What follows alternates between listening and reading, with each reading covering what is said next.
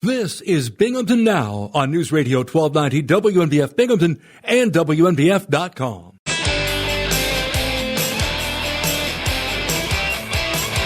Good morning, this is Bob Joseph. Let's begin by providing the phone number, 607-772-1290. That's your number. Call the Binghamton Now studio. WNBF.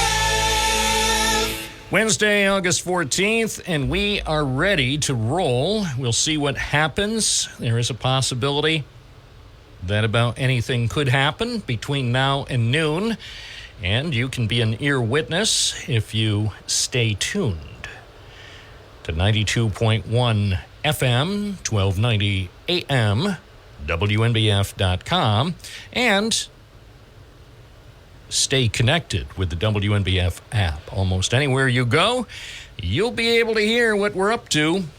Yep. You can monitor what Bob Joseph is cooking at News Radio with the WNBF app. Go to your app store and make sure it's on all appropriate devices. Everybody in your family who is of legal age to have an app should have the WNBF app on his or her phone. The nice weather continues. I know you're pinching yourself. You're saying, we're not entitled to this much sunny weather. And in fact, we are. Sunny today with a high of 81. Could be some isolated showers and thunderstorms this afternoon. And then a clear night tonight. So we're getting some very nice mid-August days in the Binghamton area, especially after the less than stellar weather that we experienced last week. Last week was, as they say, as Nat King Cole would say, forgettable. That's what it was. Right now it's 60 in downtown Binghamton and 16 Celsius for the Celsius crowd. You know who you are, you scientific whiz kids. And at the moment, air quality seems fairly good. Fairly good. Oh, it's just, no, I'm sorry, I misspoke. It's not good anymore. It's now moderate. The air quality index for Binghamton is now up to 59. So there you go. WNBF.com has some interesting things, as always.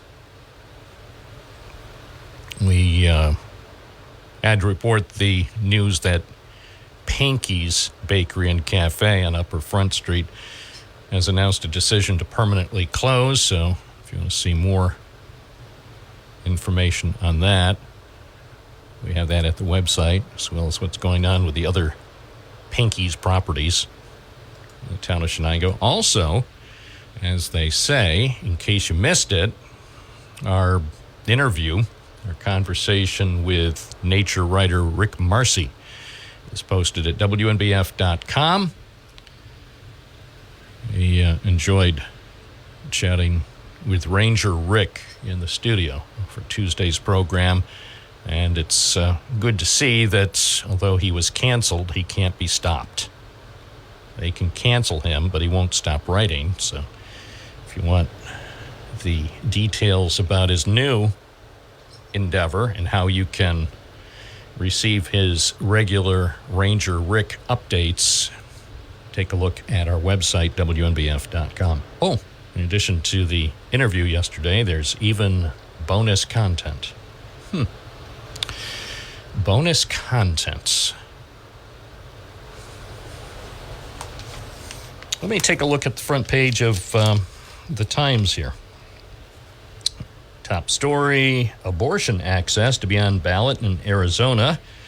Democrats see edge turnout expected to rise in a key swing state as energy grows. So that's the top story in the New York Times. So what else are they focusing on? Democrats try to ease anger at Gaza policy. Israel making new demands in Gaza talks, and on Russian soil, ruin from Ukraine's offensive. So that's the New York Times front page above the fold. Interesting story from Philadelphia about the SS United States. It's in bad shape. That's an interesting feature story. I'll have to take a look at that. And, here's a story I hadn't even thought about. In an unanticipated consequence of rising heat, melted medicine. I hadn't thought about this, but in the same way that when it gets hot, your chocolate can melt all over the place. When it gets hot, you can wind up with melted capsules, cloudy insulin, and pills that may no longer work. So I hadn't even thought about that. Thanks to climate change. 9:16 at WNBF. Let's take the first call of the morning. Hi, you're on the air. What's your first name? Where are you calling from?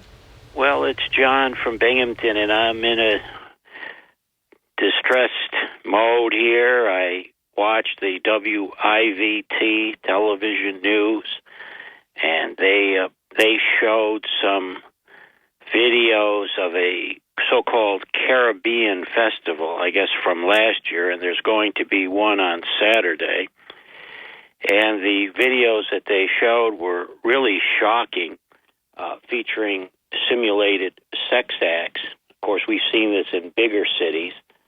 The city charter, if we're going to go by law, or if we're going to be a law-abiding society, says that this type of sexual performance in front of anyone 17 years old is against the city charter, and I'm referring to Article 1 that was adopted in 1982, Ordinance 133-82, and it's a minor is defined as a person of less than 17 years old, and of course there's many people under that age at Rec Park, so I wouldn't let my kids go into that park on Saturday. I think this is revolting. I think it's concerning that a group of people it's not real. I mean, the Caribbean cuts a wide swath. I don't know what the commonality is there, but that these people that are organizing this thing think that this is something to do with culture. It is disgusting. It is gutter. It is raunchy. And I think if the mayor and the police chief don't enforce the law, that says a lot about this community. Well, I think the key thing would be for someone to file a formal complaint. Because if nobody complains about some activity, there's probably a reasonable explanation. Well, that's why we didn't act. Nobody said it was a problem. So, well, I guess if somebody lives on the west side and is aware of activity that might be in violation of existing laws or regulations or ordinances, maybe he could contact the authorities if any such activity is observed. Well, there's a record of it on Channel 34 from... Wow, but that doesn't count. I mean, I'm looking at it now, and you know me, I'm very sensitive. Is that something that young children should be exposed to, Bob, what you see there? Well, the short answer is no, but good grief. You're right. That's at Rec Park. That's not from the carousel. Oh, they got it from somebody. Oh, at first I thought it was video that Jim Emke shot. No, it's from somebody's cell phone. Yeah, it's the promoters of the event apparently were so proud of what went on. Again, look, it might not be your cup of tea, and it's not really my cup of tea, but well, I mean, look, but here's one thing I'll say about this, and it in this day and age, now more than ever, if you're going to be a parent, there's a requirement that you protect your kids, and if this is something you don't want your children exposed to. And I don't know. See, let me just rack this back so I can examine it further. Good grief. Okay, get that off the screen. It's too distracting. So, having said that, if you don't want your children exposed to that type of thing, then yes, take them to another part of the park. I mean, the entire park isn't going to be filled with that entertainment or activity, I don't think. So it's a fairly large park. Go to a section of the park where that's not going on. Or it could be, as they say, it could be a teaching moment for some parents. Their kids, that could be how you ease into a conversation about stuff. Well, I'll tell you this, Bob, and I've said this, I've made this analogy before. If I get my gold lame jockstrap out of mothballs and prance around Rec Park, I'll bet you I'd be picked up as some sort of pervert. Well, don't you threaten people. All right. People are, look, John, it's like 2.5 hours till lunch. You don't have to shock people with that imagery. Thank you, John. As always, that's the story from the West Side making contemporary news. As far as based on that video clip, first, since they were able to show it on News 34, I mean, clearly it's acceptable to show to the public. Now, as far as, do you want your kids to see it? I don't know. I guess it depends on your kids. Some parents might say that is relatively innocuous. Or, I mean, compared to what a lot of kids are exposed to these days in terms of violence, I think some parents would rather have their kids exposed to that because there's no sign of anybody being injured. Looks, at least based on the short video clip there on BinghamtonHomepage.com, looks to me that everybody was of age and nobody was being compelled to do anything. It's 9:23. This is Bob Joseph serving the community with thoughtful and occasionally provocative conversations provided by our home viewers. 92.1 FM, 1290 AM. Always available on your free WNBF app. Providing you with the best solutions of your lifetime. The KSO Insurance Weekly Spotlight with Karen Sweet O'Neill on News Radio 1290 WNBF. This live update is sponsored by KSO Insurance Solutions. Good morning, Karen. Good morning, Bob. How are you? Great. Good. Yeah. Good stuff. Great day out there. Oh, fantastic. Oh, I love it. I was out in Vestal again this morning doing some reporting. You wouldn't believe what I saw. I probably would. Yeah, actually, you would. But again, the great thing about Vestal is nobody has to be accountable. Oh, that's terrible. Well, it's the way it is. Is it? Apparently.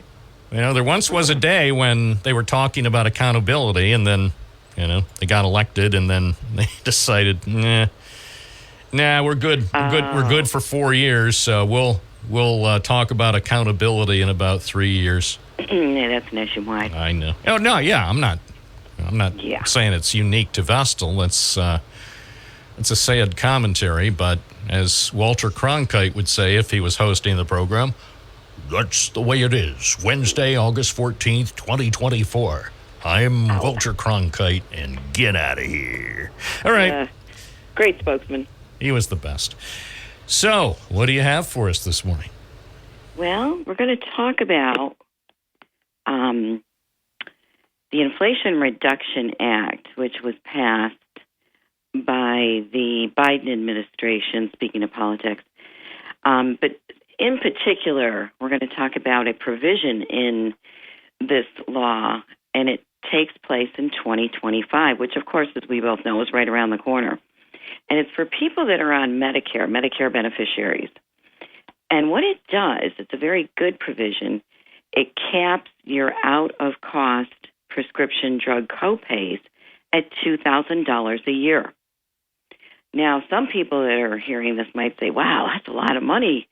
And some people might say, oh, my goodness, I'm going to save a lot of money. Because prescription drugs, depending on which ones that you may be taking, can be extremely expensive. So it's a good thing. However, it's something we need to pay attention to going forward, because if you're 65 or older and you're still working, or your spouse is working and you're 65, they're 65 or older, everybody's Medicare eligible, you decided, you know what, I'm going to stay on my employer coverage for my health insurance and my drug coverage because it's less expensive in the overall scheme of things to go on Medicare Part B yet.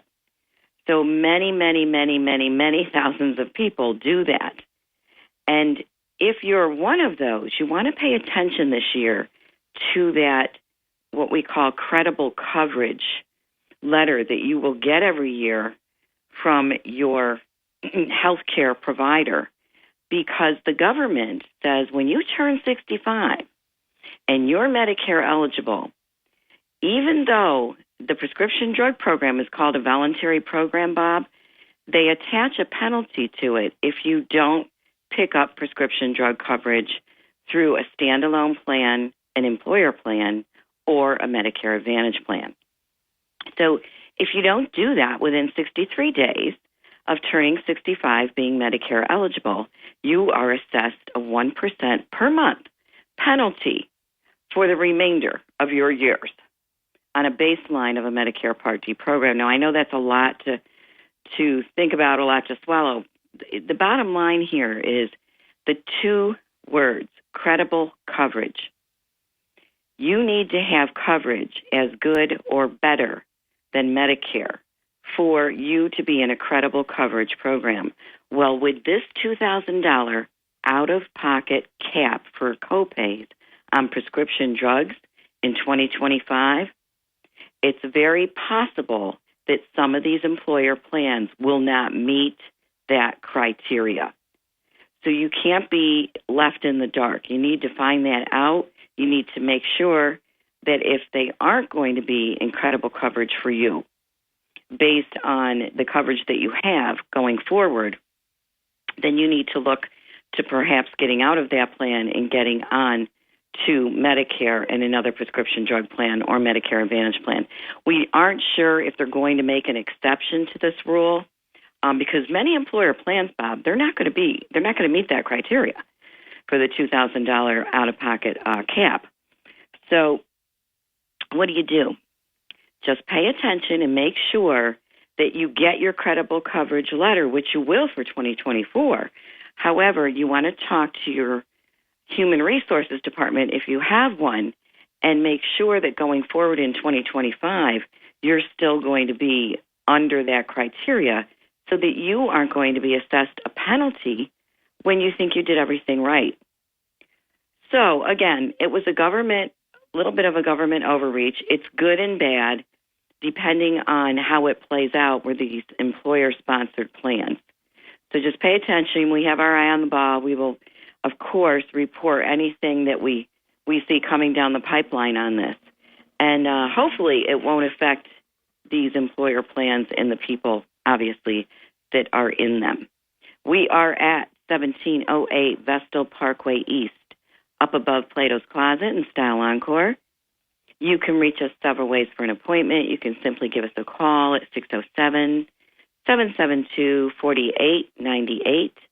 You can also Google us at KSO Insurance. And all our contact information comes up, including our website. And you can make an appointment that way. And if you miss the phone number, you can go to a phone book. We have a big display ad under insurance in the yellow pages. Karen Sweet O'Neill, thanks for the information. You are welcome. Have a great day, Bob. You too. And this segment has been sponsored by KSO Insurance Solutions. It's 9:33 at WNBF in Binghamton. Now we can open up the phone lines for those who have sincere thoughts. If you want to share any sincere thoughts or deeply held beliefs, 607-772-1290. As always, we encourage you to be nice on Binghamton Now. 607-772-1290. It's the fun spot on the dial. Inflation now under control, falling below 3% for the first time since March 2021. So that's exceptional news for America. It's morning again in America. Consumer prices rose 2.9% in the year through July, according to our federal government. So there you go. That's the news. That's the news people have been looking forward to. So inflation in the nation apparently under control. So you can all go back to your homes and start enjoying a higher quality of life. Of course, then the nattering nabobs of negativism will talk about the impending recession. Of course they will. Of course they will. Well, the impending recession is, yeah. Come on, the impending recession. They've been talking about the impending recession now for about 3 years. The Wall Street Journal and your CNBC and your other liberal media sources talk about the impending recession. And if you talk about it enough, it'll become a self-fulfilling prophecy. And eventually, look, there has to be an economic downturn. That's the way the economy works. You have ups and downs. So if you keep saying we're going to have a recession, you know what? One of these months or years, you're probably going to be right. 9:39 at WNBF. Good morning. You're on the air. What's your first name? Where are you calling from? Bob from Boston. Yeah, what's going on? More propaganda. The truth shall set you free. The truth is, with inflation down to the lowest level since March 2021, suddenly Americans are feeling happy again, similar to the way they felt in 1984 when the commercials extolling Morning in America were rolled out. So it's sort of like deja vu all over again. Are you done? Not quite. I heard Karen Sweet O'Neill, you tried to drag her into your liberal logic. That's the second time I've heard that. And she kind of, like, no, I got things to talk about. She is perfectly right to stay out of it. I'm just pointing out the reality. Yeah, you're pointing out, all right. Yeah, if you don't want to be accountable, you don't have to be accountable. That's the beauty of our system. Hey, you know why maybe we pay a little more taxes? You ain't got to worry about getting shot walking down the friggin' road. We pay our cops. We pay our cops good. Yeah. This town is safe. Don't give me... How come you don't live in Binghamton if you love it so much? Hey, I love it so much. Well, move up there. I'm waiting till they open up those micro apartments. Have Vinny and you get a place. I want to live on Charlotte Street. Yeah, whatever. Kidding. Oh, yeah. Have you ever had a job? Who said that yesterday? You said that to a caller, and I thought that was very... Yeah, well, he and took... so did he. Yeah, he flipped out. Virtually. No, he virtually...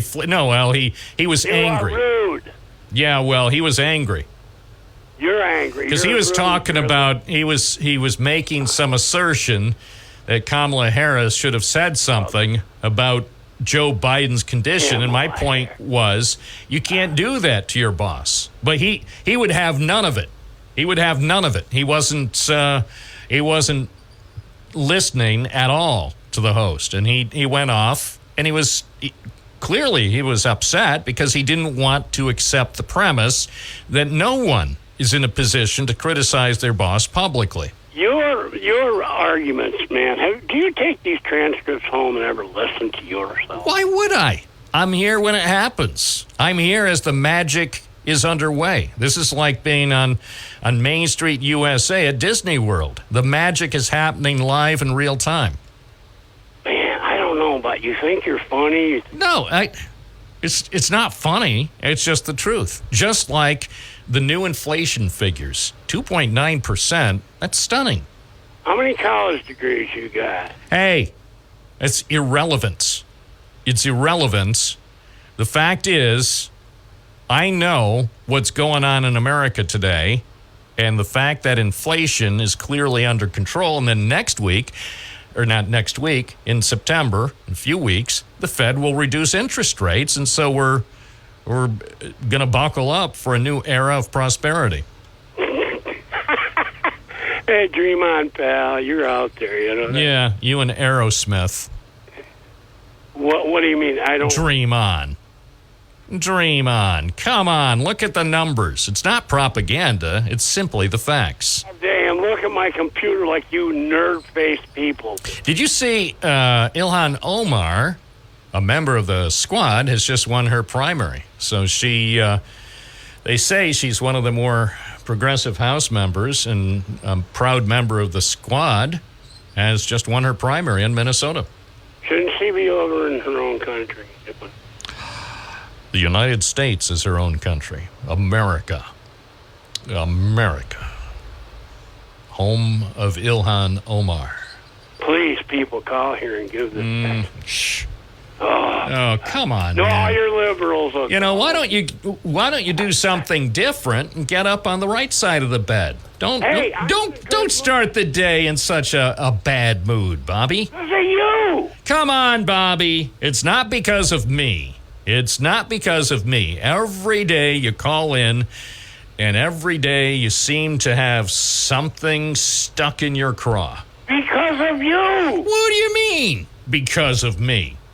A guy who has a microphone and a telephone can somehow make you upset? I was just watching the Yankees win from last night. They replay it in the morning. I'm in a great mood.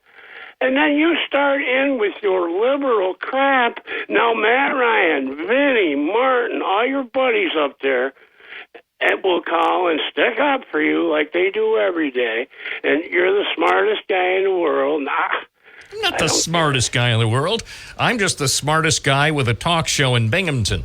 So, by the way, since you brought up baseball, huge win last night at Fenway. The Red Sox got past the Rangers 9-4 with 3 big runs scored in the 8th inning, 5 runs in the 5th. I mean, those Red Sox, they came to play. And their record now is 63-55. You're irking me right now because you know I don't like them. I didn't know that. You don't like the Boston Red Sox? No, but how many times have I told you I've hated them since I was a kid? You just irk me every chance you get. What, with the Red Sox? Have you ever been to Fenway? No. Why not? Who the hell would want to go there? Tom Petty played there once. I wish I was there. Yeah, you could see the Green Mobster. I've wasted enough. All right. Hey, have a good one. Thank you. That's Bob from Vestal. Always a joy. It's 9:45 at WNBF. All right, with that out of the way. Now.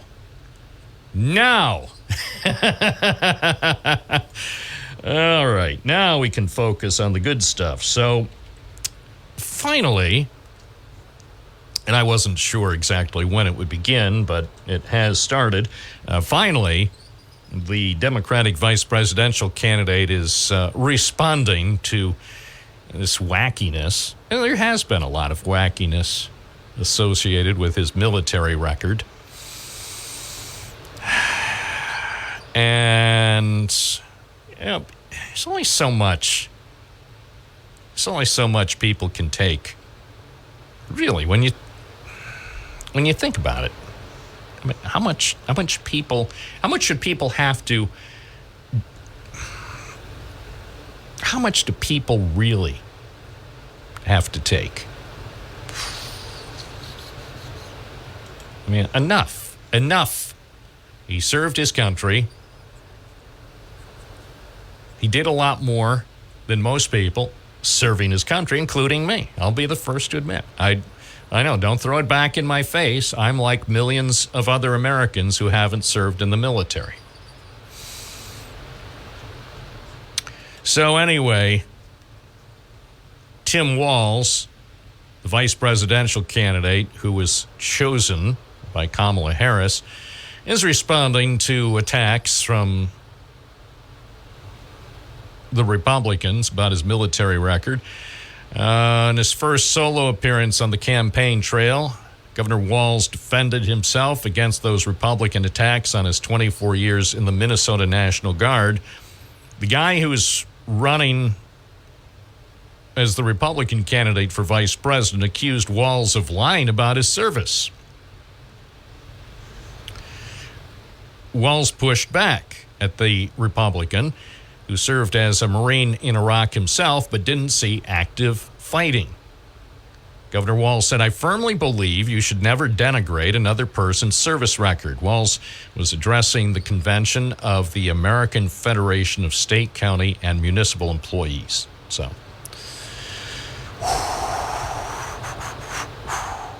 also yesterday, Governor Walz oh, let me just play this from our big stack of stuff. Can you simply picture Donald Trump working at a McDonald's trying to make a McFlurry or something? He knows us. He couldn't run that damn McFlurry machine if it cost him anything, so. What the? Good grief. I'm not really sure what Tim Walz was trying to point out. Something about the McFlurry machine. Well, next thing you know, he's going to be comparing his opponents to Gumby. I mean, you can do it, but when you start talking about, I don't know, McFlurry machines and Gumby, sometimes you really got to ask yourself, what's the point? Governor Gumby. WNBF, you're on the air. What's the issue? More water in the lines. Anyway, let me play that thing about the McFlurry machine, because I have to admit, I hadn't heard that before. I saw the transcripts before I pushed the button. I'm still trying to understand the point Tim Walz is trying to make about a Queens real estate developer trying to operate a McFlurry machine. I will have to ask you, what is the point? Can you simply picture Donald Trump working at a McDonald's trying to make a McFlurry or something? He knows us. He couldn't run that damn McFlurry machine if it cost him anything, so. Well, again, not sure what your point is, Governor, but you may have some winning issues, but that's not one. It's 9:50. Good morning. You're on the air. What's your first name? Where are you calling from? Hey, Bob. Robin, Port Crane. Morning. Isn't it the same guy that thinks that fourth grade boys can menstruate? That's why you put tampons in their boys' rooms. Who cares what the hell he says? You say you're not Democrat or you're not left. Bob, you're so left, you have two left feet. You're just ridiculous. And I believe everything what Bob from Vestal says. You really should be replaced. Have a great day, Bob. The negativity. But notice how I don't let it get me down, because there are three people who call in consistently and persistently with their negative commentary. For the rest of America, they're very pleased with the way the program is being operated. It's 9:51. Good morning. You're on the air. What's your first name? Where are you calling from? Tom from Endicott. Good morning, Tom. What's on your mind? I just love Round Top Bob. Bob from Vestal. I love him. I love how you guys go at it. It's a joy when he calls. It really is, like you said, because I don't know. Something about him just lightens up the whole mood because it diverses you, and it's so cool. I just love it. Just wanted to tell you that. Yeah. Well, as they say, nattering nabobs of negativism. Spiro Agnew first coined the phrase, or at least publicly used the phrase, a little over 50 years ago. And here we are. Half century later, it applies. Spiro Agnew used the phrase. He didn't come up with it because, of course, he couldn't have come up with it because he was Spiro Agnew. William Safire came up with the phrase nattering nabobs of negativism. And some people are, as opposed to focusing on the issues, they want to engage in personal attacks. Morning, WNBF. You're on the air. What's your first name? Where are you calling from? Let's see, what else? Oh, I know. We haven't heard any Kamala Harris stuff lately. Do we have anything from the Kamala Harris stack of stuff? Kamala Harris, big... this is good. The economic plan.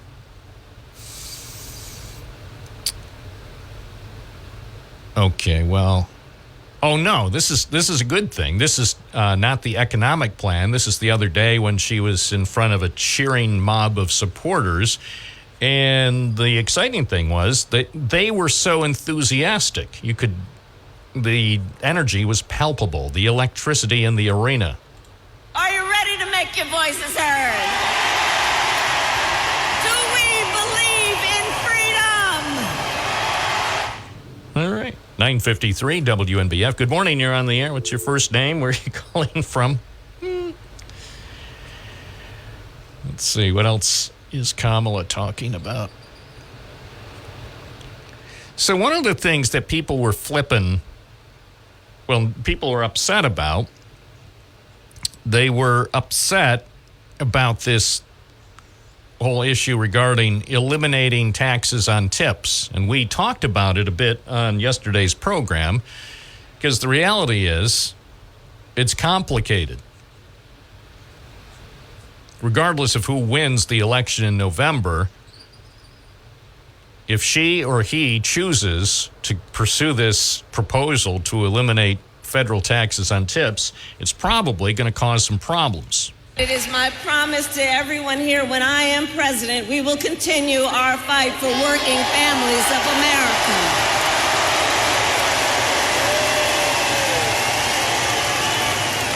Including to raise the minimum wage and eliminate taxes on tips for service and hospitality workers. So there you go. Hi, WNBF. Good morning. Morning. Yeah, Joe. I'm calling from Binghamton. Yeah, what's up? I just wanted to say one thing. That thing about McDonald's, that was Kamala Harris's first job.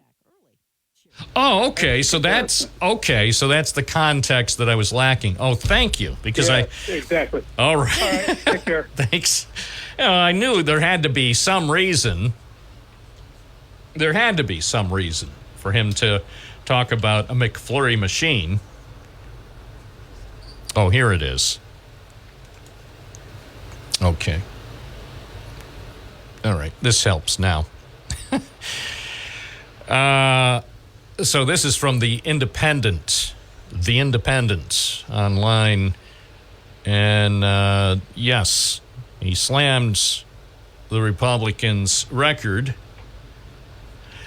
while touting the record of Kamala Harris. You know that Vice President Harris grew up in a middle-class family, picked up shifts at that McDonald's as a student. I keep asking this to make a contrast here. Can you simply picture the other guy working at a McDonald's trying to make a McFlurry or something? Okay, now it makes perfect sense. Because I just thought he, at random, was talking about running a McFlurry machine. And I'm thinking, that has little to do with dealing with the big issues facing America. But, yeah, to your point, I can definitely envision Kamala Harris working and making McFlurries, whereas the Republican candidate, I really can't imagine him attempting to make a McFlurry. So now I get the imagery. This is Bob Joseph. It's Wednesday morning. We're just getting started with Binghamton Now here on News Radio, WNBF and WNBF.com. So we are pleased to welcome to our studio Phil Jordan. Pleased to be here. Good morning, Phil. Bad Penny always returns. I knew you would be back sooner or later. It has been several decades since we last saw each other. You spoke with me a few days ago by phone, but we hadn't talked for maybe 40, 45 years, maybe even longer than that. Probably between 45 and 50, I would say. Yeah. So here we are, still on WNBF, and in some ways kind of similar from when you were on WNBF on Thursday evenings. You had a program that ran from 10 o'clock until midnight. That's right. And when I was maybe 3 or 4 years old, just starting out in radio, could barely reach the controls. I was the producer of the program, and the phone calls always came flooding in when you were on Thursday nights. Yeah. Well, welcome back. It's good to see you. It's been a long journey, but we're getting there. Let's talk about the journey. You grew up in Tioga County. You told me you were born in Ithaca, but you went to school in Tioga County. Let's talk about how everything got started as a young Phil Jordan in Tioga County. Well, let's see. I was born in Ithaca, as I said, grew up in Candor, and went to Candor High School. Went on to college for 2 years, got an Associate's of Arts degree at Corning Community College. And then I went on to Brockport State University, got a degree in to secondary Spanish, to teach high school Spanish. Probably because my high school Spanish teacher told me I'd never learn to speak Spanish, and my Irish determination or stubbornness got a degree to teach it. Then I went on to, in the meantime, I went on to find a little boy lost in the woods using my psychic abilities. At what age? I was 25. That was in 1975, August 4th, as a matter of fact. And found Tommy Kennedy, who was lost in the woods. 200 searchers had searched all night for him, and I went in and I told the guy with me, I says, we'll find him within an hour, and it was 58 minutes we found him. And that launched my career. The sheriff of the county, Ray Ayers, who was a wonderful sheriff, he said, I don't necessarily believe in your stuff, but I think I saw it all happen, and I'd like you to be a deputy. So he deputized me and sent me through police academy. And then I decided that I also wanted to become an Episcopal priest, and went through 3 years of seminary training for that, and to become a priest in my home parish, a worker priest. And there was one priest that discouraged the Commission on Ministry from having a psychic on the as a priest in the church. So why? Because of my psychic abilities. He was a local priest who knew of me. Matter of fact, I've done fundraisers for his church, but he decided I shouldn't be a priest. And so Did he believe that a person with, as you describe it, psychic abilities was somehow incompatible in helping lead a congregation? I think it wasn't that as much as I think he felt it would be too controversial, because there are parts of the Christian community that believe that my work is of the devil or evil. Somewhat satanic in nature. Yeah, that's right. And au contraire, as they say. But that was his problem, not mine. So several years later, I decided to become a funeral director. And I went to Simmons School Mortuary Science in Syracuse, graduated from there as a funeral director. Still am a licensed funeral director. And manager of the Candor Funeral Parlor that's what I named it, but it's now the Esty Monroe and Fahey Funeral Home in Candor and Owego. And Sean is one of the best funeral directors I've ever seen. And we get along great. And so I'm still licensed there in Candor. And I've done police work all over the country and in other countries as well. And have had 20 episodes on Court TV, Psychic Detectives, ABC, all kinds of TV shows. They're still showing the reruns of those shows. So does it mean you get big checks every quarter, residual checks? No royalties involved. I signed on the wrong line, I think. But they recorded the cases very accurately. And there's, I think, 19 homicides recorded that I solved that were cold case homicides, as much as 4 years old, 20 years old. And I still get them. I just got one yesterday from Georgia. And so I still work those cases and try to help people bring some closure to their family incidences. Do you ever contact authorities yourself to say, I'm aware of a case, say a case in our area, and I think I might be able to help you with the investigation? Do you ever make the initial move? I do not. I wait for them to contact me because there are a lot of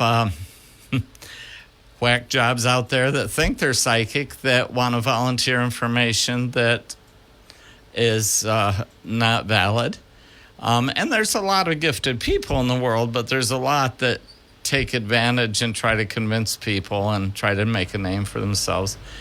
And so your goal along the way, as I sense it from what you're talking about now and from what I've heard you say in the past, your goal is not to then insert yourself into somebody else's problem and then try to get attention or publicity. Exactly. That's not what you're aiming for. Exactly.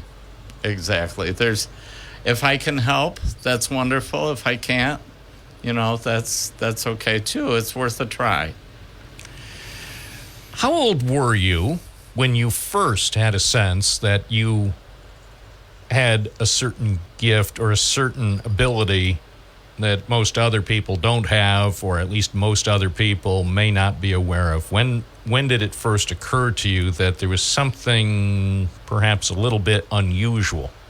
My first real experience with that was at the age of 16. I had an uncle who was like a father to me. And I had a dream one night that he had a heart attack and was only given 5 hours to live. So in the dream, I took my mother to the hospital. And in the dream, a nurse came out and said, well, he has 5 hours to live, and we'll have another massive coronary and probably leave us. And just then a doctor came through these double gray doors, and I could see the name of the nurse on her name tag, first and last name. And I could also describe the doctor. And the doctor said to me, why don't you go in and maybe you can give him some confidence or determination to survive? So I went in, and my uncle was in the dream sitting up in bed, and he winked at me and he smiled and he says, they think I'm going to die, but I'm not, so don't worry about it. So in reality, 6 hours later, we were poor people. We didn't have a phone. So the neighbor came over and said we had a call from my aunt that said we had to go to the hospital because my uncle was dying, had a heart attack. So we get there. The nurse, bearing the name that I saw in the dream, came through the doors, told us he had 5 hours to live. And so just then, the doctor that I described, he came through the doors and said, why don't you go in? Maybe you can encourage him. So I went in, And of course, he wasn't sitting up in bed smiling and winking. He was tethered down and groggy from medications, but I grabbed his hand and he turned and he looked at me and he smiled and he winked. And so I knew that he was going to live. And so I think that Irish people tend to bury their dead before they're dead. So I went out in the waiting room. The family was all talking about funeral arrangements, things of that nature. And I said, he's not going to die. He lived 13 more years. He had 3 more major coronaries. And each time he had that coronary, I either called his house or went to his house as the ambulance was there. And that has taught me that the bond of love is a common connector between all of us telepathically. If we pay attention, we will know what is happening to loved ones, to people we care about, and occasionally we will be given notice of that. And so from then on, I was able to, neighbors I started talking to them because I was intrigued by Jean Dixon at that time was a very well-known psychic who had predicted the Kennedy assassination. I had read all her books, and by Ruth Montgomery was the author, and I was intrigued by that. So pretty soon that summer, I started telling people things that would happen, and it happened, and from then on, I just started doing readings, graduated from college at a time that the budget cuts did away with all the language teachers. Now I could have a job at any school in New York State, probably. Yeah, it's a big teacher shortage. But I just grew from there, and then when I found the little boy that was lost in the woods, that launched my career in police work and launched my career. When you first realized your psychic ability, were you scared? Were you happy? What went through your mind? That's a wonderful question. When you first realized that there is something going on? Well, I grew up in an Irish home. My mother's grandmother came from Ireland. So we were raised to know there's a lot more to life than we realize, that there's things beyond this world we can't explain. Just accept it. Don't try to explain it. And we were a poor family. I was raised in a bedroom where I didn't have any lights at all. And so I was never afraid of the dark. And my mother taught me never to be afraid of unknown things. And so I never have feared my work, never have feared anything that I've seen. And I've worked some very heinous crimes, so I just figure I see what I'm supposed to see. As you mentioned, you've been involved in working with the authorities on criminal investigations, but also over the years, as many of our listeners know, you became very popular, say, about half a century ago or so, in the 70s, doing special appearances, say, at the Owego Treadway. That became sort of an ongoing event, and I know from talking with people at the time, many people looked forward to those appearances at the Treadway so they could get a sort of a sense of what you might see around them. I mean, that went on for at least a few years. I still do occasionally public shows.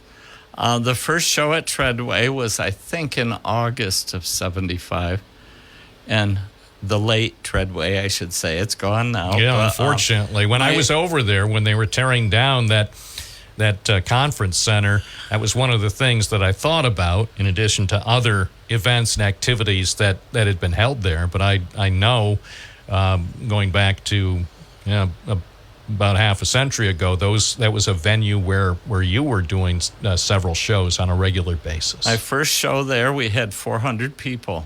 It was just packed. And were they shocked? What was for the first show when you drew such a large crowd? What was the reaction? I think because of the reactions of the people I talked to, the people in the audience, their reactions, people knew that I had a gift. People knew that I could perceive things. People knew that I could sense things. And I think that show and my radio show subsequently here with WNBF really launched my career, and I'm so thankful for that. Why do you think people are so intrigued by this? I mean, whether showing up at the shows at the Treadway and many of the other shows over the decades, or during that time that you were on Thursday evenings here on WNBF radio, and the phone lines would be almost constantly blinking right from the beginning to the end of the program. Why are so many people engaged by this talent or skill or gift that you possess? Well, I think most of all is people want what they can't have, and people would love to have that ability, and we all have the gift of instinct to survive, and sometimes that instinct goes on into intuition, and sometimes it goes even further into psychic awareness. And I think it was a natural gift for me, much like Liberace had the gift to play piano. And I think that as I continue to work with it in my life, it seems to get better and better. And I think for a lot of people, it's closure in cases where they've lost somebody close to them and they feel that somebody might be reaching out to them from the spirit world and telling them things that bring comfort and bring closure to them. Humans have a very difficult time in separating life and the life beyond through death. And we so often think of a person in their death, but not in their life. And the whole idea, as a pastor, I like, when I do a funeral, I like to make it that person's personal day, and I like to, we Irish people believe you should laugh through your tears, and that's why we had wakes and things like that. And I think that it helps to bring closure, and I've seen that hundreds of times with people. What's next for you? I think the next life, probably, but I keep working because I just have to. That's me. What's next for me is I'm trying to get a couple books done. I'm hoping if I can figure out, I'm not talented at all electronically, but I want to develop either a blog or a podcast to do, because, as you know, talk radio has diminished a bit through the technology and automation. But I thoroughly enjoyed the radio shows when I did them, because they were just fun. I often tell of a couple experiences on those radio shows that were just uncanny experiences. One was a woman that had lost a ring that meant a lot to her. And I said to her, "It's a very small ring." She says, "Yes, it's a ring my grandmother gave me as a child. It's a child's ring." And I said, "Well, it's lodged in the back of the top drawer, wide drawer of a dresser." And I said, "But I think it's been moved a couple times, but I think it's still there." And she went and checked and pulled the dresser drawer out, and sure enough, that ring had been lodged in the wood behind the dresser drawer. She said, "It's been gone 17 years, and I moved the dresser to California, then back to New York. From New York to California, back to New York, and that ring stayed there, and now I found it after 17 years. That all happened on one radio show, and it's so rewarding when that happens. When I have a police case, I don't want to know anything about the case. I want a picture of the person when they're in a good physical state, and I'll tell them what I feel happened, and I try to recreate the scene in my mind and tell who I felt was around them, how many people, where the location, things of that, and it seems to work well. Phil Jordan, a pleasure. Thank you for joining us today. I've enjoyed it. Great to chat with you again after all these years. Yes. Great to be here. Be well. I will. Thank you. It's 10:29. It's a Wednesday morning. I'm Bob Joseph. We're live and local. Binghamton Now on WNBF 92.1 FM, 1290 AM, online at WNBF.com, and stay connected with us using the free WNBF app. Binghamton Now, moving forward with more calls from you, the average viewer. Dave in Vestal, you're on the air. Good morning, sir. Happy Wednesday. It is so happy. It's the happiest day of the week, except for Thursday and Friday and Saturday and Sunday. Almost covered them all, Bob. Hey, you know, I'm going to catch hell out there, Bob, but you know what? I got to do it. I got to push back a bit. I have noticed, whether it's been a conscious effort or not on your part, but I have noticed, do you still lean left? Yes, I will agree with that. But you have changed somewhat, Bob. And it's obvious because you keep getting calls from both sides, and you get lots of them. So I've got to push back on that part. You have changed somewhat, Bob. And I don't know, you're doing something right because, like I said, you're getting calls from both sides. But well, I think this program serves a very special purpose on WNBF because if you think about it, I think you'll agree. From noon until 6 a.m., we have a series of programs that tend to all have a very similar worldview and perspective. And then for 3 hours, we have a local program that covers some local issues, but also covers a few worldviews that are seldom, if ever, mentioned on any of the other programs. And that is true.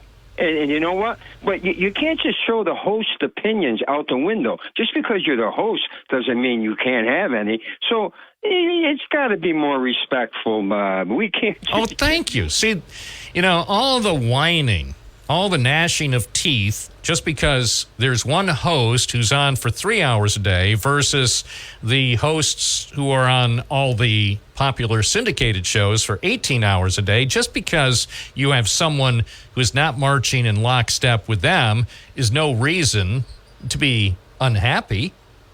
That's true. And Bob, I gave you the song Ramblin' Man. I've got to give you another one. I Walk the Line, Johnny Cash. It fits. Well, I think that's right. I think if AOC were listening, she might hear some things that she likes. But if she was listening, say, over the course of a week, she would also hear some things from the host that she didn't like.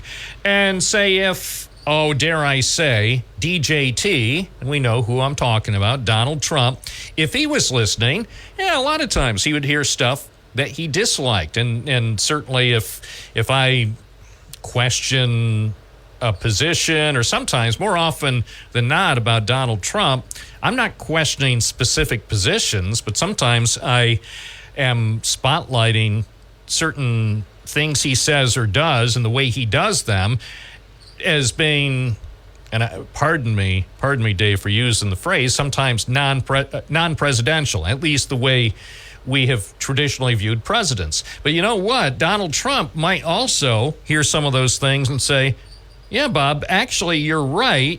Your observations are correct. I am different than any other president this country's ever had. And I don't think Donald Trump, look, let's be clear about Mr. Trump. I get the sense that he has a very thick skin. He's had to have a thick skin. He had to have a thick skin when he was a Queens real estate developer. You don't foist yourself in the public eye and then think nobody is going to criticize you. He's been targeted, rightly or wrongly, whether it was in New York City back in the 80s or more recently in the political spotlight. But you know what? He actually loves it. That's part of, and I don't mean to minimize it, but that for him, that's part of the game. That's how this is being played. And I think he relishes it. He does, and he's tough as nails, Bob. Yeah. I don't, as Donald Trump might say, sticks and stones may break my bones, but I still want to be on page one. Am I right? Yeah. That's whether it's goal, yes. a story on the front page of the New York Times or the New York Post, as long as they spell his name right, and preferably with a picture, he doesn't care. He doesn't care if someone is being critical, as long as he is being talked about. That's my opinion. And I know I'll never have a chance to have him on this program again. I already I'm at peace with that having him on a decade ago for 18 minutes was more than Binghamton now was entitled to. But the bottom line is, if he ever were to call back in, he'd say, hey, you're doing a pretty good job.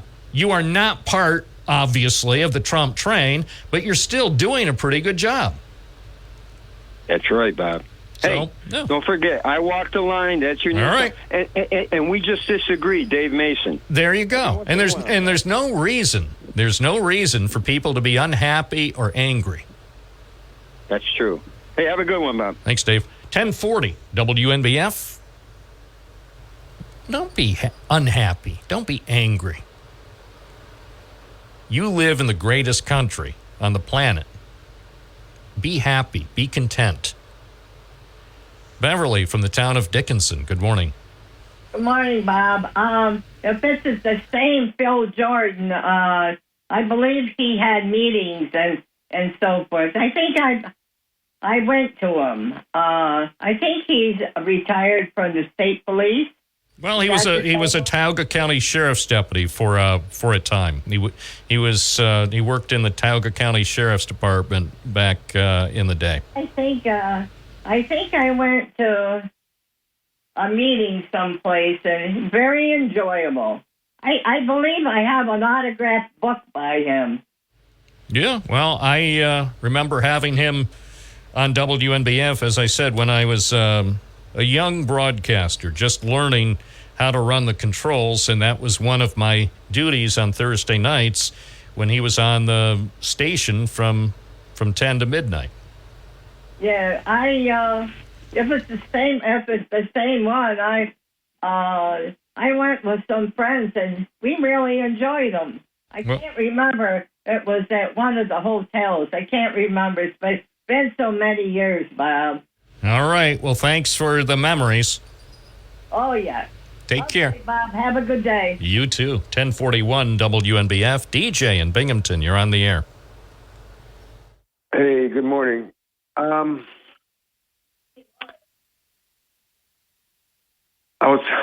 couple things I want to say, but I thought of O Ye of Little Faith, Bob, because DJT, as you so lovingly referred to him, is coming to Wilkes-Barre. I think he will come on your show. He'll just be a hop, skip, and a jump. Or you can go out there with one of those handheld recorders. Well, I hope he comes on the show. This is my serious invitation for Donald Trump and Kamala Harris. You are welcome on this program, either by phone or in the studio at any time. I don't care who else is scheduled. I will make time for either candidate, or if they both want to call in or come in at the same time, we'll have a conversation, not a debate. Don't misconstrue it for a debate. It'd be a conversation. So if Donald Trump or Kamala Harris ever want to be on the program anytime, preferably before the election, they're always welcome. Well, it's only 3 days away. It's Saturday that he's going to be there. But I wanted to ask you about when you were talking to Phil Jordan. Did you think of Eliza Spencer? And yes. I wonder how much he charges. Yes, I thought about I thought about that case, and I thought about a few other cases. So are you going to contact the family to tell them? Because I'm not. I'm a talk show host and a journalist. That's not for me. I don't get involved in ongoing police investigations. That would be totally up to either families or police investigators. Well, when he said that a church disagreed with his what he does, I thought of Leviticus 19, do not seek out spiritists or mediums, for you will be defiled by them. I am the Lord your God. So that's always a thing with churches. And there's a difference between psychics and prophets. prophets are, the born-again ones who prophesy, and it's not just Isaiah and Jeremiah. There's many today. Elijah even said there were 450 who have not bowed their knee to Baal, and he thought he was all alone and he was going to be killed by Jezebel. So, it's just something to think about. All right. Well, I appreciate your call. It was really nice to have a conversation with Phil Jordan after all these years. That's what I love about this program, the conversations. The guests and the callers having conversations. A little bit of back and forth, which in 2024, it doesn't happen very often. Think about it. How many conversations actually are allowed on the radio these days? The answer is very few. 607-772-1290, Binghamton Now, WNBF. Bearcats in trouble. Bearcats in trouble. This is a Bearcat alert. They're in trouble, according to PETA.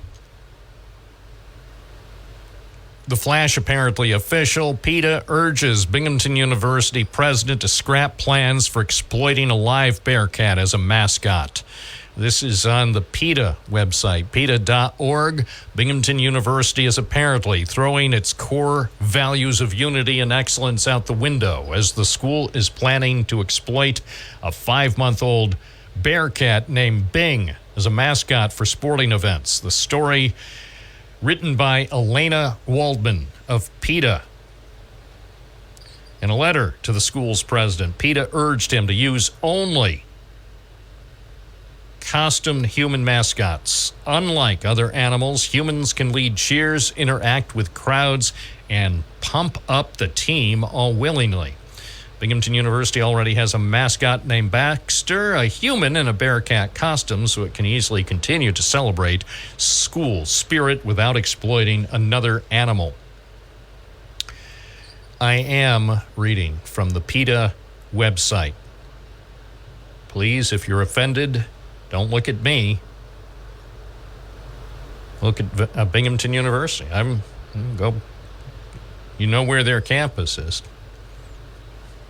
And they know where you are, thanks to their plate readers, automated license plate readers. So if you're coming to Binghamton University's campus or to the Health and Sciences campus in Johnson City or to the downtown University Center, you can be sure they have your number. Maybe that's why they put up all these plate readers. So anticipating PETA protests, the university is monitoring all license plates. Well, I don't know. They still won't answer our questions why they need to have a plate reader near the arena and why they need to be monitoring license plates on Willow Street and Corliss Avenue in Johnson City. I guess it's to satisfy their natural curiosity about who's driving around Broome County. So these Bearcats, been two wrongs? I'll call them Bearcats. Using live animals as mascots is cruel and dangerous, according to PETA. Binturongs are sensitive animals who lead largely solitary lives high in the rainforest canopies of Southeast Asia. Forcing Bing into a stadium full of bright lights, screaming fans, and flash photographers would likely cause him extreme distress. Well, of course, Harvey Stinger isn't going to be calling in. He's not going to call in to address this issue. This is, as they say, too hot to handle. Using live animals as props at sporting events has been a recipe for disaster. They point out at a Sugar Bowl, Bevo, the longhorn steer, charged at and nearly trampled Uga the bulldog. That same year, a running back crashed into Mississippi State University's mascot, Bully the bulldog. Many other animals have sustained injuries while being paraded around at sporting events. Even the best circumstances, using live animal mascots is speciest and cruel. So let us not be speciest or cruel. Let us be loving to our animal partners. Live animal mascots may come from seedy suppliers. I was on the Vestal Parkway this morning, and yeah, now that I think about it, one of the businesses in back looked like a CD supplier. Oh, it's CD suppliers. Yeah, they were selling CDs, not a CD supplier. It was a CD supplier. Okay. Anyway, so what do you think? Should Harvey Stenger shut this down? Pull the plug on Bing the Bearcat? Is it time? Is it time to take the high road to show that Binghamton University, the Bearcats, actually care about our animal partners? Or is it appropriate to say, this is just PETA trying to get attention on talk shows? I don't know. They better watch out. This could become a national case, a national story. Especially, this is August. If the networks run out of news, this sounds like something Fox News would grab, if you know what I mean. No, not that way. Grab as in cover. So, at any rate, you can see more on the PETA website because they clearly are taking an extremely dim view of having a live bearcat. When this was announced, I didn't think much about it, but now that PETA has called some of these issues to my attention, I am inclined to think that maybe it's time for Harvey Stenger and the zoo crew or whatever it is over at Binghamton University, maybe they have to discuss it. Oh, I'm not even going to read this part. I just noticed one part. If you want to see the rest of this is truly unsuitable for a family broadcast. But if you go to the PETA website, you'll see what I'm referencing because it mentions what the animal did during the news conference. Obviously, this is not one of those Russian talk shows where we could discuss that, but take a look at the PETA website and you'll see what I mean. I didn't even know that happened. I missed that aspect. Of course, I wasn't at the big news conference, but still. Binghamton University, leave Bing the Bearcat out of your sports events. That's what the PETA people say. So I don't know. This is one of those issues. This could, who knows? This could be the first question at the first presidential debate on ABC. You know, ABC. You could picture George Stephanopoulos asking the tough question to both candidates. What do you think about Bing the Bearcat? This is Bob Joseph on Bing Now on News Radio, WNBF. As we start off another big hour of the Wednesday show, we begin with Dave, currently in Binghamton. Good morning.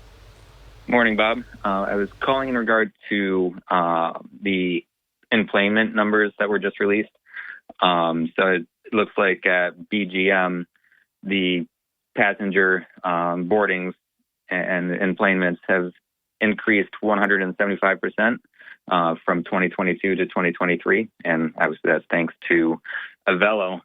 But I was looking at their track history elsewhere, and like the other airports where there was a massive increase in employments, and one of them was Wilmington, Delaware. That was 2,500% increase, and from 5,000 to 133,000, and that was also because of Avello. They're making that into a hub there in Wilmington. And then the other Summit tier airports were around 3-5% increase. So we had a massive increase, and that definitely shows there is a need and a want for air service. And I look at another airline that started around the same time, a little beforehand, but Breeze Airways, and they're adding quite a bit as well. and I was looking at like they're going to Vero Beach. They're making a hub there. Not really. That's going to be Breeze with like Hartford, Newburgh, starting in November.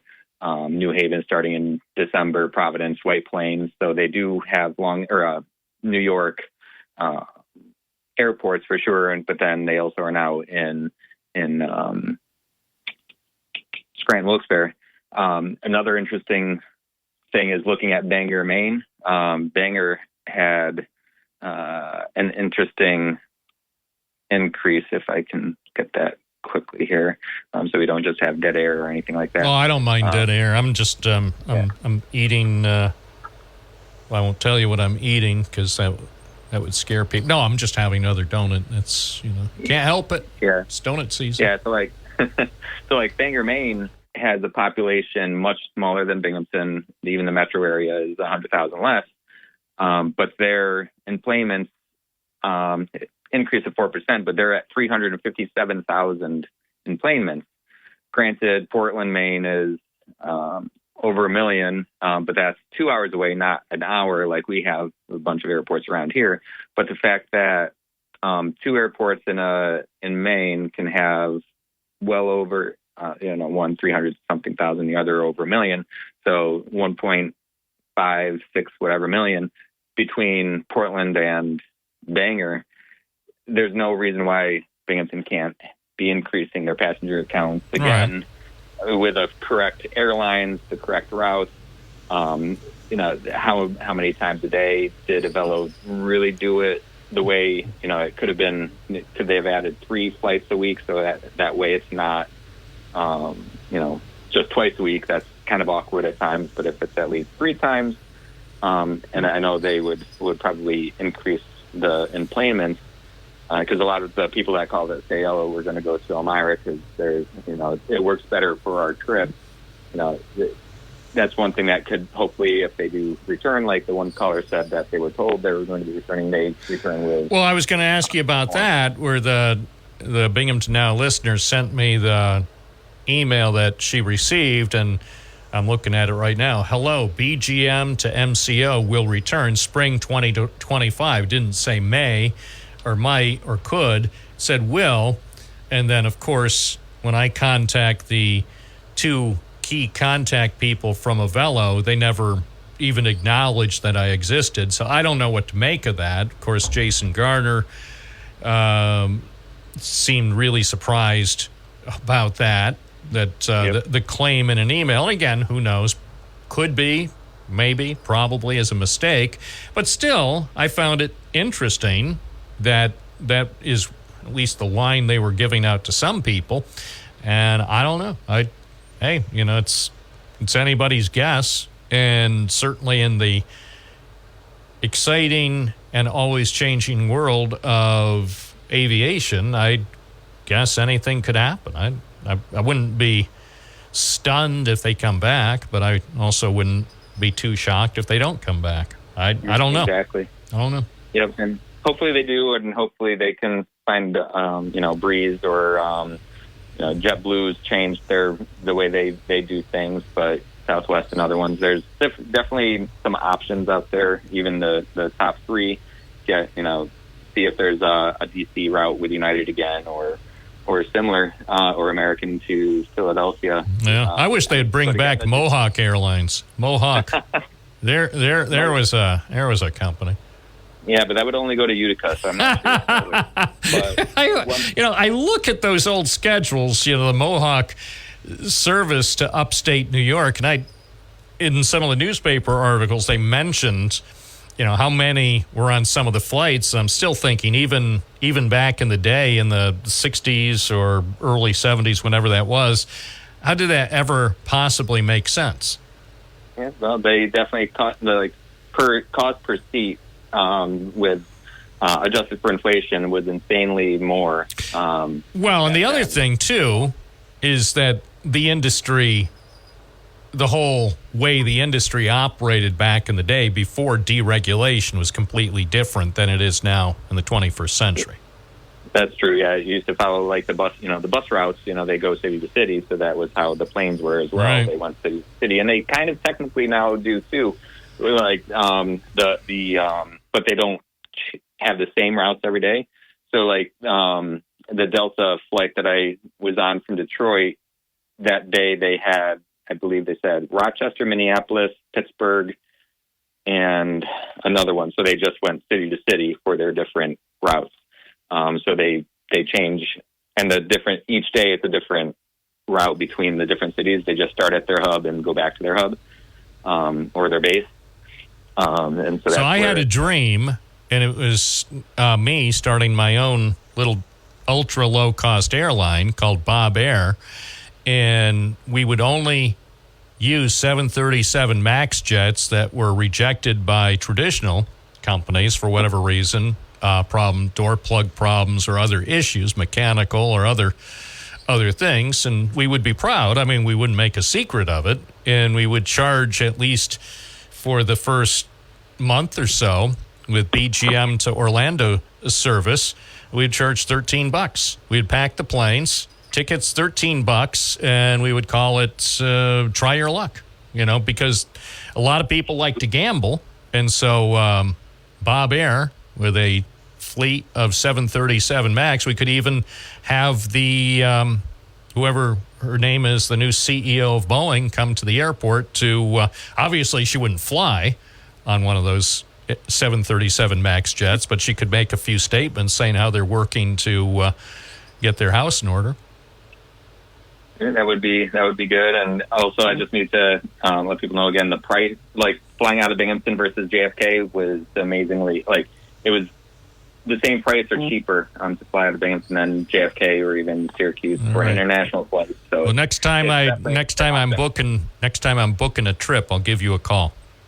Sounds good. I can definitely give you pointers. Thanks, Dave. 11:18 at WNBF. Good morning. You're on the air. What's your first name? Where are you calling from? Hey, good morning, Bob. This is Vinny from Binghamton. Oh, hey. Hi. Are you going to chastise the host? No. You mean say things like who do you think you're talking to anyways? You mean stuff like that? Yeah, stuff like that. Come in with a surly, nasty, angry attitude just for the edification of the viewers who like that wackiness, especially now that the Jerry Springer show is no longer available. Absolutely. Well, Bob, hey, listen, I've addressed that many times over the course about the nonsense that I hear our host gets. It's uncalled for. It's garbage. It's complete garbage. But, I heard a caller yesterday talking about our government, and I think he said he was 76, 77 years old. And he said the size of our government, and, it's getting bigger, and basically, I'm up here in age. I'm on the other side of the hill now. Now I'm paraphrasing. I'm on the other side of the hill, and, what's going to happen with our government? Well, my answer to the government is it's our government. And we need to get people in there that are for the people. And let me give an example. Inflation Reduction Act. The whole thing is tied in with Kamala Harris talking about tax for tip, no tax on tips and stuff like that. Well, we gave that money to the IRS to do what? To expand, hire more people, and it's like a 10-year plan. Because what's happening is these corporations, these partnerships are getting away with not paying taxes. Forget fair share. Forget all that stuff. They're not paying their taxes. And so they knew it. They knew it. And the IRS knew it too. And so guess what? Back here in not even a year, July 11th, the IRS collects milestone $1 billion in back taxes. $1 billion in back taxes from high wealth taxpayers. See, and that's the thing. There is, for some reason, there are some Americans who are under the impression that tax deadbeats are to be coddled. I beg to differ. If you don't pay your fair share of taxes, you aren't to be coddled. You'll get a notice, and it'll say, pay your taxes in 10 days. Or be prepared. Yep. To be uncoddled, because this country can no longer take it. The people who are not paying their fair share of local, state, and federal taxes need to be dealt with. It's exactly. And Bobby, but here's the thing. The IRS says the campaign is focused on taxpayers with more than $1 million in income and more than $250,000 in recognized tax debt. So this is what happens. These corporations with their partnerships and all, they're telling the people, oh, you guys making $50,000, the IRS, those Democrats, they want the IRS to come after you. No, they don't. They know the IRS is coming after them. And see, that's the weird thing. I'm sorry for using the W word in this context, but it is weird that there are some people who really are fearful that the IRS is going to start coming after them aggressively. And I can guarantee you that probably 95% to 99% of our viewers have nothing to fear. That the IRS is highly unlikely to scrutinize any of their taxes because, relatively speaking, you're not, and I hate to say it this way because it sounds dismissive because we're all important, even lower wage taxpayers still should pay their fair share. But in the grand scheme of things, the IRS has much bigger fish to fry, and that's where they will focus. They want to focus on getting the huge cases where people are intentionally avoiding their fair share of taxes.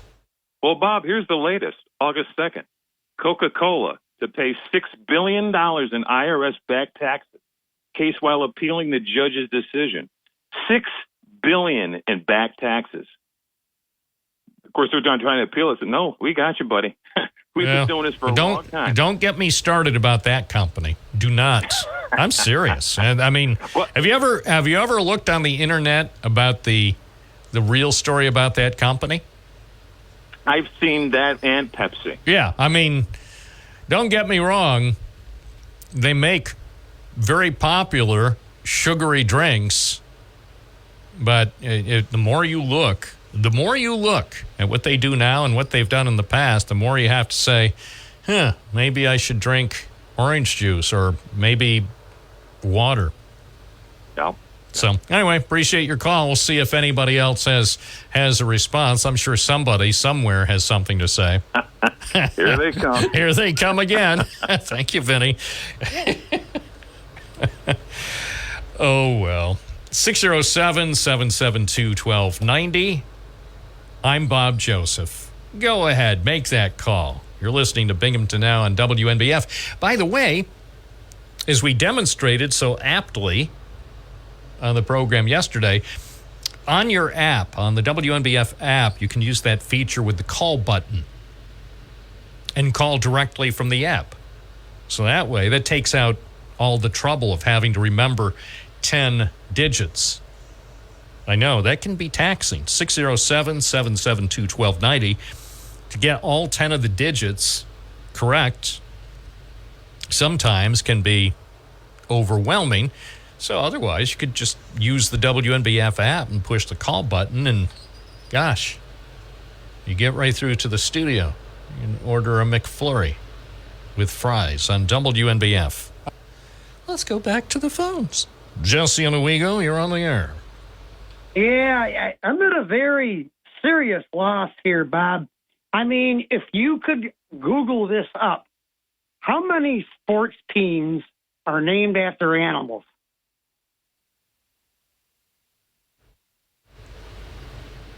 I don't know. 12? I don't know. How am I supposed to know?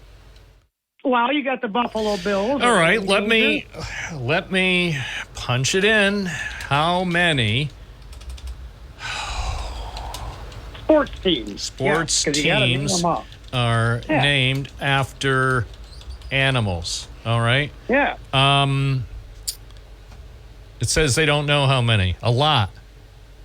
Oh, well, for the NFL. Okay, the NFL. This is easier. If we just say how many sports teams are named after animals in the world, it's probably millions. But for the NFL Corporation, 15 NFL Corporation teams are named after types of animals, and 15 are named after types of people.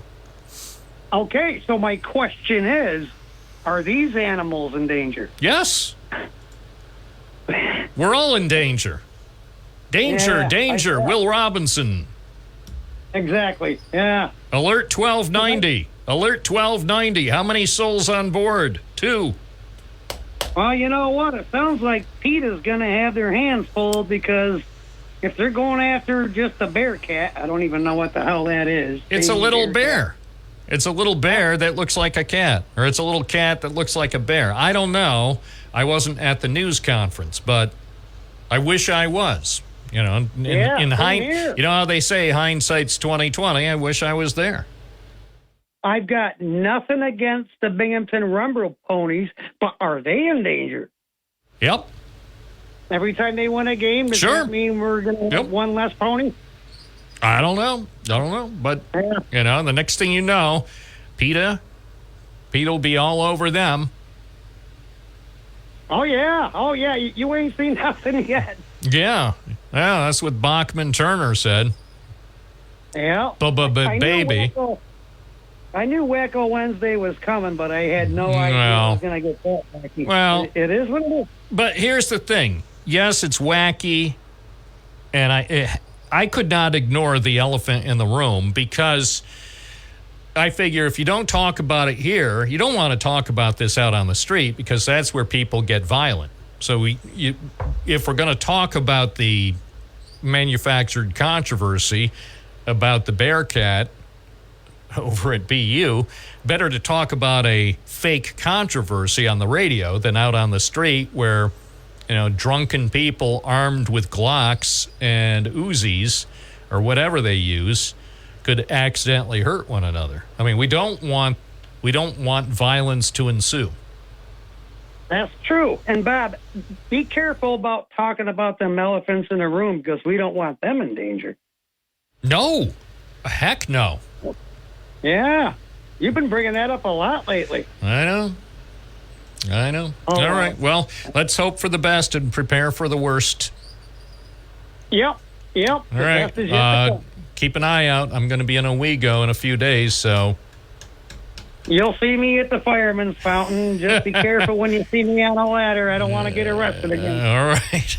Thank you. What's the story from Owego making contemporary news here at WNBF, your favorite station ever? He said. Here's the forecast from the National Weather Service. Sunny today, isolated showers and thunderstorms late in the afternoon. High 81, mainly clear tonight, low 57. Sunny tomorrow, a slight chance of afternoon showers and thunderstorms. High 84, partly sunny Friday, high 84. A sneak preview for the weekend. For those who will be sneaking around this weekend, mostly cloudy Saturday, showers and thunderstorms possible. High 76, and partly sunny Sunday with a chance of showers and maybe a thunderstorm. High 78. And remember, it won't be a washout. What? No, remember, it won't be a washout. What?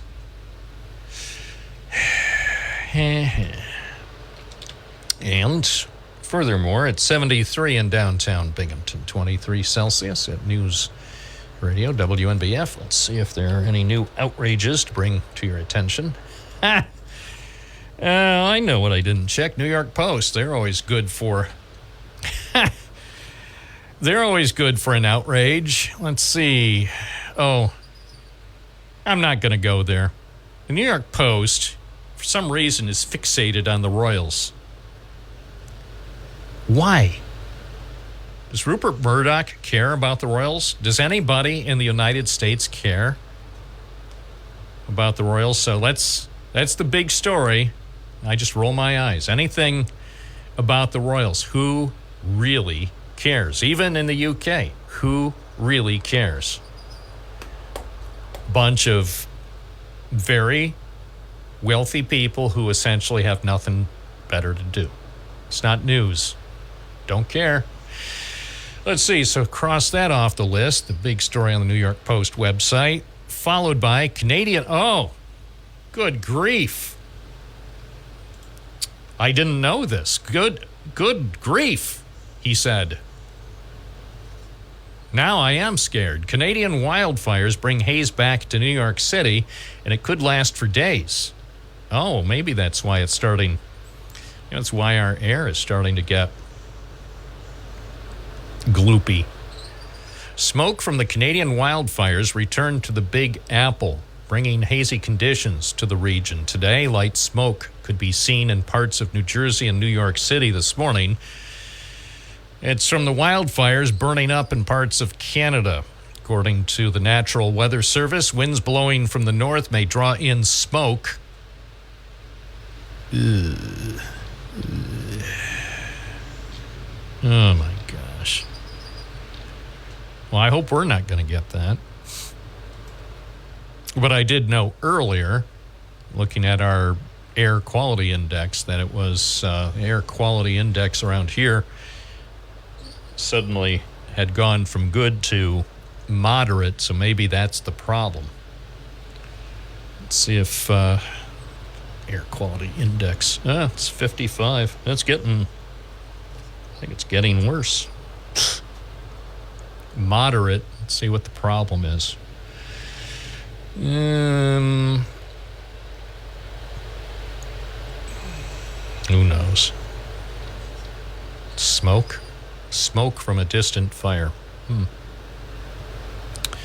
If you are unusually sensitive to particle pollution, consider reducing your activity level or shorten the amount of time you are active outdoors. So, and looking, they say that there's some ozone and other stuff in the air. So, all right, what else is going on here at the New York Post website?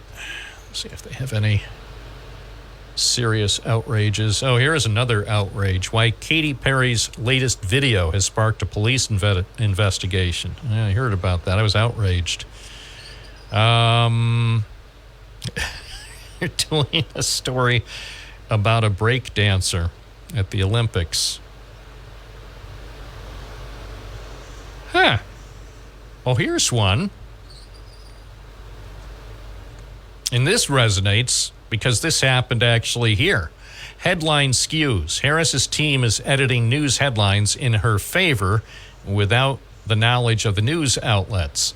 So, by the way, so this is not unique to the Kamala Harris campaign. Other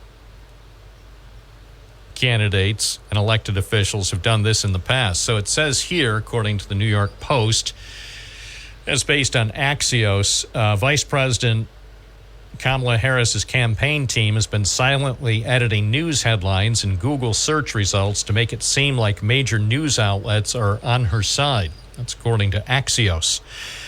The altered headlines are all paired with a paid for by Harris for President banner, and they were changed without the knowledge of the news outlets. Nearly a dozen publishers were swept up in the faux headline campaign, including some major companies, including CBS News, the Associated Press, and PBS, according to Axios. And so they did screenshots of a bunch of Google ads where the Harris campaign helpfully changed the headlines. And again, this is not a new tactic.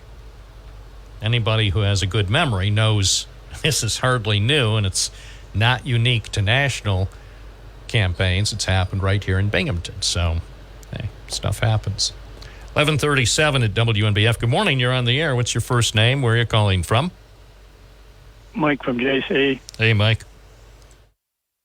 Hey, Bob. I was looking at the New York Post this morning. I thought probably the big story was on the front page, the $5 billion the immigrants are costing New York City this year. Yeah, that's a lot of money. Yeah. A lot of people got to make a lot of state income tax to pay for that. Yeah, it's no wonder. I'll tell you what, it's no wonder we're going broke. It's no wonder people in New York State have no money. I was wondering what Kamala's policy was on that. seeing she's the border czar and all that jazz. I don't know. Maybe they'll talk about it when the debate happens, when Donald Trump and Kamala Harris are able to debate each other on ABC next month. Well, that would be interesting. I can't wait for it. Yeah, it should be good. I hope that guy doesn't back out again. I don't think he ever did back out. Well, he did at one point. At one point, his tactic is always to play hard to get. Like, at least raise the issue, because he did raise the issue that he might not do it. Yeah, in the end, apparently he's agreed to do the ABC debate, but remember, for several days he was raising questions, I guess just because he likes to stir up the pot, cause trouble. Well, at least he asked some questions. Kamala hasn't said anything about anything. Yeah, well, getting on to her next dance routine. Hey, I agree. You know, they ought to have a dance-off. I think Kamala Harris and Donald Trump ought to be on America's Best Dancer, whatever that show is. Happy Dancing. Kamala's got that one. I think Trump wants to go on Fox also, and one other TV station, maybe CBS. No, I think NBC. I don't think he wants to do. Yeah, so I agree. He should be on. They should do a debate on Fox. They should do a debate on NBC, on CBS. They should do a debate on MSNBC, and then they should do a debate on Newsmax. I agree. My opinion about debates is every major news outlet should be able to do a debate, and they ought to be able to choose whether, say, Fox or MSNBC or whatever, the host of the debate ought to be solely responsible for choosing who gets to ask the questions. So say if Fox wants, they could have Sean Hannity and Mark Levin ask the questions on their debate. No, we don't need either of those two guys. Well, I know. I'm just saying, for example, I'm not endorsing the idea, but you know what? The point I'm making, that every news organization, whether it's Fox or MSNBC or CNN, they should choose the moderators, and the two candidates should just be happy to answer whatever questions. There should be no advanced questions, no special treatment, so one side gets an advantage over the other. Just treat both candidates equally and fairly, and find a couple of good people to ask questions. That's what we need as Americans. Well, I'll go along with that. Yeah. That's a good idea. They got a good idea there. Yeah. I don't know who would be against it. I would think Donald Trump and Kamala Harris would say, "Yeah, Bob, you're actually right." They should say, this is what they should say: "Bob, why don't you organize a debate? Because you seem relatively fair and relatively balanced. You're not, they could say you're not perfect, but who is?" And I guarantee you, here's what my guarantee is: if I was able to ask questions of these two candidates, I would treat them fairly. I wouldn't do anything to give an advantage to one candidate over the other. Here's an idea: let Trump pick out 15 questions for Kamala, and Kamala pick out 15 questions for Trump. I agree. Let them each answer it. I agree. And then after each one has a chance to answer the 15 questions that were written by their opponent, then the final 30 minutes is just talking. No questions, just the two of them, unedited, just talking. About anything. I mean, it could be issues, it could be the weather, but just say the debate starts at 9 o'clock, and we start with 15 questions that Donald Trump wrote for Kamala Harris, and then reverse the thing. And then at 10:30 say, all right, now it's time for both of you just to talk, and have the moderators leave the room, lock the place, and just leave the cameras on until 11 o'clock and see what happens. Not 9 o'clock. I can't stay up that late for the end. Okay, we'll do it. Yeah, do it earlier, whatever, or at least start it at 8. Yeah, or replay the tape in the morning so you could see the whole thing. The heck with the people on the West Coast. By the way, speaking of that, the only way we're going to get these 9 o'clock football games to 7 o'clock is everybody on the East Coast just turn their TVs off for a couple of weeks. I know. I'm with you. I'm with you, man. The NFL might pay attention. Yeah, I'm sick and tired of having to stay up late so the West Coast troublemakers could see their games in prime time. I've had enough. Appreciate your call. And then you get up early. Okay, take care. Bye-bye. Thank you. Bye-bye. 11:44. This is Bob Joseph. Just common sense. That's all I ask. Just common sense. 607-772-1290. Remember, the WNBF app is there for you to use. So go ahead. Use it. And if you don't have it, download it at your app store. WNBF app. Designed with you in mind. All right, let's take another call from Johnson City. Andy, good morning. You're on the air.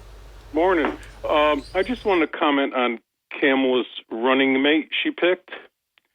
I think she really missed the boat because there was a lot of scuttlebutt about her picking Oprah. Yeah, I would support that. Oprah would be a great running mate, or Taylor Swift. I mean, just as far as, keeping this affirmative action thing going, the first black woman president. Yeah. Well, Taylor Swift, Oprah, Gayle King from the CBS Breakfast Show. That'd be good. Because I thought Oprah was going to run before. Well, she might run in 2028. I think she wants to get her financing set up so she can. And truth be told, I don't think, even though Oprah is an American treasure, I don't think she wanted to have to put herself in a position of being in the same room as Donald Trump. So I think that's one reason she waved off until 2028. So at least in 4 years, no matter what happens, Donald Trump is not going to be a factor. Right.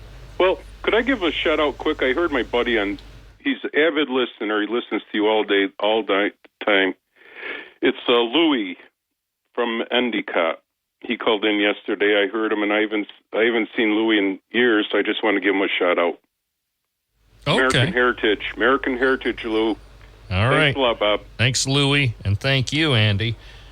Louis, thank you for listening.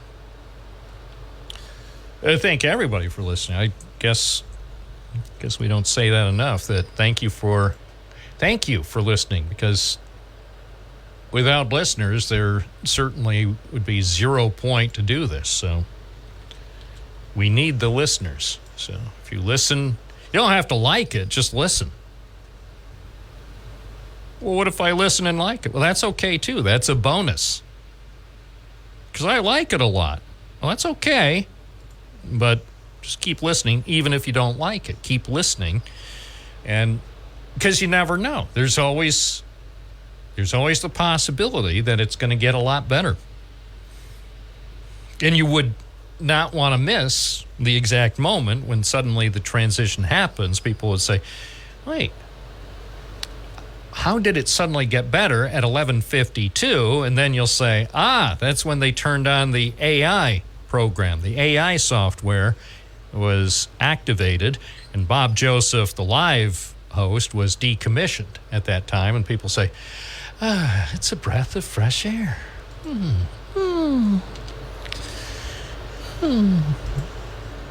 Let's see what else is going on. A traffic alert. Traffic alert. Yeah, we'll need some more alerts. We don't have enough alerts. Although, I guess PETA is working on that. What else? Just taking a quick look at some of the other local websites all right, I had not seen this. This is on WBNG's website. It says police in Cortland arrested a guy who threatened people with a rifle in the woods They claim it happened Tuesday afternoon. Says the police department announced today that they went to Commando Avenue in Cortland to report a menacing case, somebody with a firearm, and then they arrested some guy around Kellogg Road. So, anyway, Commando Avenue. Hi, WNBF, you're on the air. What's your first name? Where you're calling from? It's Paul from West Windsor. Morning, Paul. What's on your mind? I was going to think about some psychology, talk about some kind of psychology. Did you ever hear of the pleasure principle? I've heard of it, but I don't subscribe to it. Sigmund Freud says the reason people do and say things is because it gives them pleasure. And I pointed this out to my daughter because she was having problems understanding why people are being mean to her. And it's a very important thing for people to understand. We're very highly motivated about what gives us pleasure. But I like to bring this back to the former guy. The reason he's doing all these things is he's trying to give back to America, and he thinks he wants to be like the founding fathers, and he wants to do something for America. I think that's what gives him pleasure of how he'll be remembered. Well, then maybe he'd better take 2 steps back and analyze all the stuff he's done over the last several years, his antics, because a lot of his antics, since he became a political animal, it's not giving much pleasure to tens of millions of Americans. When you get to be our age, because I'm included, you start to think about what you can do to make things better. And I think his pleasure principle is making America great again, like the founding fathers. That's how I understand it. All right. Okay. Well, that's maybe there is a psychological aspect. I'm not into psychoanalysis, especially you took a course in it. Didn't you take a course in psychology or something? Well, yeah, but I don't subscribe. Well, I don't know. It's complicated. Too complicated to go into here. Maybe that is what motivates this guy. It's possible. And I know, because sometimes I've heard... It motivates all of us. All right, well... All right, well, maybe that's why some people, when they call in the program, behave the way they do, because they think that acting that way gives them some sort of perverse pleasure. Yes, that's true. Well, okay. Well, that certainly puts it in a completely different light. I had not thought of that. Yeah, that's true. All right. Even mean people get pleasure out of being mean. All right. Well, okay. All right. Well, I guess it's either that or eat a chocolate chip cookie. Thank you. Pleasure principle at work at WNBF. WNBF.com. Oh, let's see. Oh, Twitter. I know you like Twitter as much as the next viewer. I mean, obviously, it's nowhere as nice as it used to be, but it still has its moments. So if you want to see a little bit, we did a brief clip yesterday with Rick Marcy after he did his interview here on the program. So we put that on Twitter at Binghamton Now. Also, we recorded a little thing off the air with Phil Jordan, in case you were interested in, I'll just say it's bonus content. I'm not saying it's something that will shock you, but it's just kind of interesting to hear our off-air chat that we had with Phil Jordan when he was here at the Binghamton Now studio today. So if you do follow us on Twitter, you can do that at Binghamton Now. Also, we put on Twitter every time we have a good new local news story. So in case you're not monitoring our website, WNBF.com, you can find out about the stories that way. Speaking of WNBF.com, right at the top of the homepage on the trending bar, click on Job Fair. The Town Square Media Job Fair, the next job fair is coming up a week from today at the Broome County Regional Farmers Market on Upper Front Street. So it's next Wednesday from 10 a.m. to 1 p.m. The event will be a chance to connect with local businesses and organizations who are ready to hire. So get your resume ready, showcase your skills, and seize the opportunity at next week's job fair. You can see more information about the job fair, including a complete list of participants, which include Mirabito and UHS, along with Amrex. So if you're interested in new job opportunities, prepare for the Town Square Media Job Fair, which will be next Wednesday, and you can read more about the job fair at WNBF.com.